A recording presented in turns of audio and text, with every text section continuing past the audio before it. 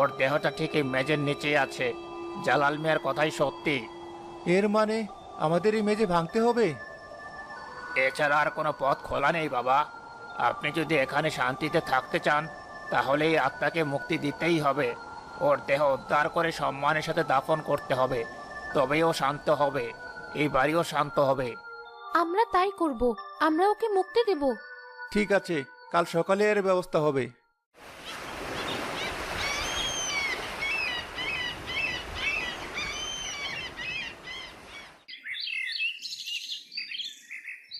জালাল মিয়া, লোক ঠিক হয়েছে?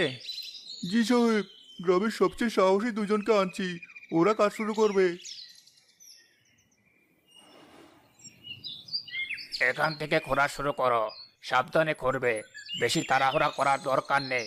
খুব সম্মানের সাথে কাজটা করতে হবে। কোন কি সাহেব, এই বাড়ির মেঝে ভাঙবো?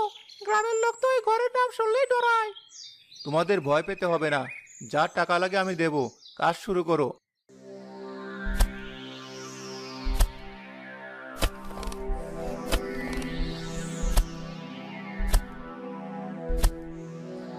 আমার বুকটা কেমন ধড়ফড় করছে। কি বেরোবে কি জানে। ভয় পাইয়েন না আম্মা, যা হইতেছে ভালোর জন্যই হইতাছে। ওই দুঃখী মাইয়াটা আজই মুক্তি পাইব। সাহেব, নিচে কিছু একটাতে বাড়ি লাগছে, শক্ত মতো। পাথর মনে হইতাছে। না, ওটা পাথর নয়। এবার হাত দিয়ে মাটি সরাও, খুব সাবধানে। যন্ত্র ব্যবহার করো না। শ্রমিকরা হাত দিয়ে মাটি সরাতে শুরু করে।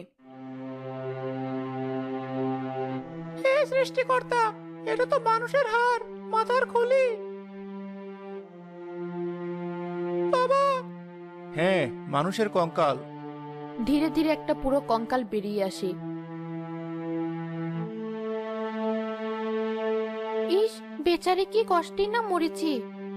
ওর আত্মা এতক্ষণ ধরে আপনাদের কাছাকাছি আছে।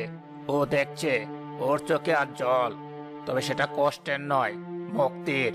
ওর দেহটা খুব যত্ন করে তুলে আনো।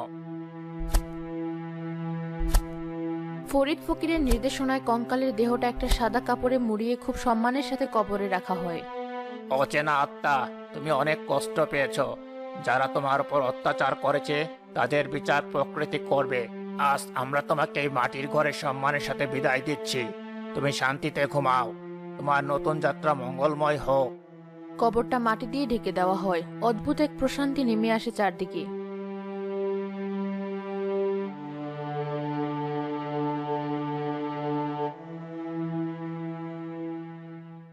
আপনাকে কি বলে যে